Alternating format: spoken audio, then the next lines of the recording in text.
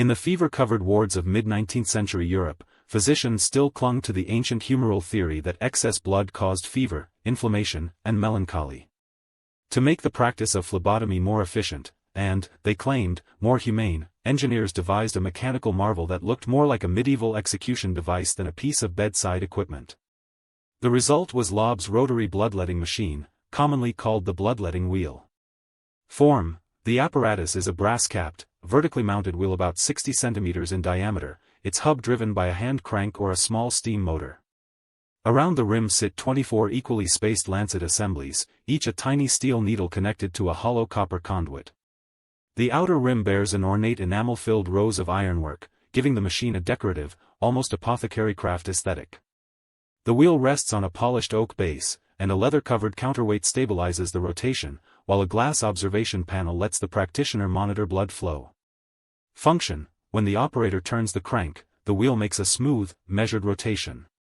At each quarter turn a cam lifts a lancet, allowing it to pierce a pre-marked vein on a patient's forearm or ankle. The copper conduits channel the blood into a sterile collection jar positioned beneath the wheel.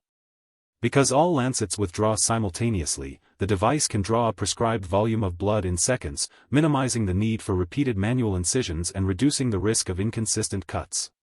In theory, the uniformity improved therapeutic outcomes and spared patients the prolonged, painful episodes of traditional bloodletting. Aesthetic: the machine's visual language combines the industrial bravura of the early Victorian age with an ornamental flourish typical of medical instruments of the period. Polished brass gleams against dark oak, while intricate scrollwork hints at the era's love of symbolism, a subtle reminder that the act of bloodletting was, to its practitioners, a quasi-ritual purgation.